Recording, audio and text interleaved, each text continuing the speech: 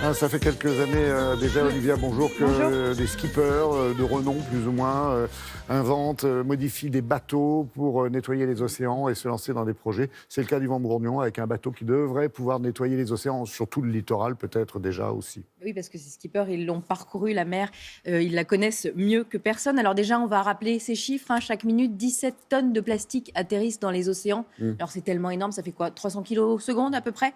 Et dans le même temps, on continue à produire de plus en plus de plastique. On en a produit plus depuis l'an 2000 qu'au siècle précédent. C'est à peu près, je crois, 10 tonnes seconde. Vous voyez, donc bon, on continue, on y va, on est sur notre bonne lancée. D'ici 2050, on répète toujours ce chiffre. Si rien n'est fait, il y aura plus de plastique que de poissons dans l'océan, hein. On continue d'en manger nous-mêmes, hein. Alerté par mesdames Chabot et Arthur sur ce chiffre. À peu près 5 grammes par semaine, on en ingère. C'est une carte de crédit, voilà. C'est bien. Pour l'instant, on la digère bien. Alors évidemment, Si on vous avez le lutte, code. hein. Voilà, c'est ça. On lutte en interdisant les plastiques à usage unique et compagnie. Mais il faut de plus en plus d'initiatives pour lutter contre cette pollution. Et Yvan Bourgnon, vous le disiez, avec son association The Sea Cleaners, développe depuis plusieurs années le projet du Manta, ce bateau dépollueur des mers, bateau de 56 mètres de long, 26 de large, un bateau vert, hein, qui sera à 75% autonome en énergie. Il est porteur d'espoir, ce projet. Regardez à quoi devrait ressembler ce futur nettoyeur des mers.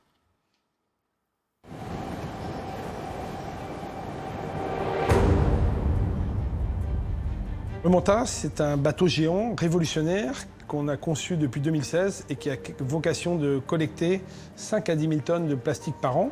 Il va d'abord piéger par l'intérieur des coques devant les déchets, naturellement avec la vitesse du bateau. Ces déchets vont être piégés par des tapis roulants entre les coques et rentrer à l'intérieur du bateau. Là, on peut traiter quasiment 100% des déchets à bord grâce à notamment une technologie, la pyrolyse, qui est un four qui va faire fondre le plastique à haute température et qui va fabriquer de l'électricité qui va être directement réutilisée par le Manta. Il y aura aussi ces petits bateaux-là. Quelle va être leur fonction ? On les appelle les mobulas, ces petits bateaux. Ils font 8 et 10 mètres, mais ils auront vocation surtout à se développer par milliers. Parce que ceux-là, ils peuvent tout faire. Ils peuvent ramasser les microparticules de plastique, les macrodéchets, les hydrocarbures. Des bateaux très polyvalents.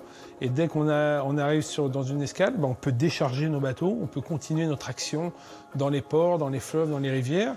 Et puis c'est plus facile pour une collectivité, pour un État, de se financer un petit bateau à 150 000 € plutôt que ce Manta qui vaut évidemment un certain prix. Oui, combien ça vaut un bateau comme ça ? 30 millions d'euros, mais il va fonctionner pendant 30 ans minimum et il va travailler 250 jours par an. Yvan, est-ce que vous pouvez nous raconter la genèse de tout ça, votre engagement contre la pollution plastique ? J'ai cette chance de faire le tour du monde avec mes parents, début des années 80. Je fais ce tour du monde pendant 4 ans, et puis évidemment pas de plastique, pas de pollution, rien du tout.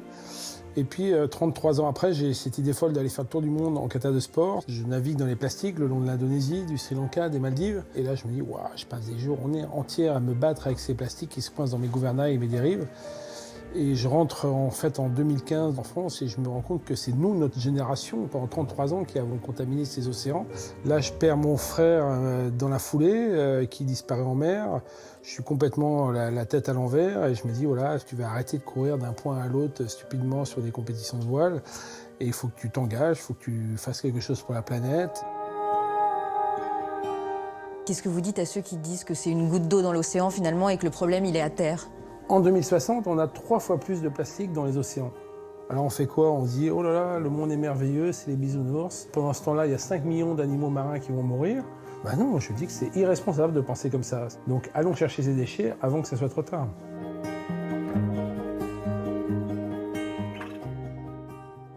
Deux choses, Olivia. D'abord, l'importance de ces petits bateaux satellites là, qui vont nettoyer au bord de la mangrove sur les côtes, c'est là que ça se passe. Hein. Bah oui, c'est ça, le bateau il va être sur les côtes et puis ces petits bateaux vont pouvoir aller dans les rivières. On rappelle que la grande majorité de la pollution plastique dans le monde vient des 10 fleuves les plus pollués qui se trouvent en Asie et en Afrique. Et les poissons dans les filets ? Non, oui, parce que beaucoup de gens posent la question, est-ce que les poissons vont pas être ramassés avec ? Non, tout est prévu pour. Il y a un système d'ultrasons, puis c'est à faible vitesse cette collecte. Les poissons sont plus rapides et plus malins. Et puis les filets sont prévus pour retenir le plastique et les poissons vont glisser en dessous. Merci. Et puis vous nous Mise à l'eau inventerez... 2024. Oui, 2024. Puis d'ici là, on inventera le vélo pour ramasser les plastiques sur la Terre. On le Merci, fait merci déjà, à on tous les continue. deux.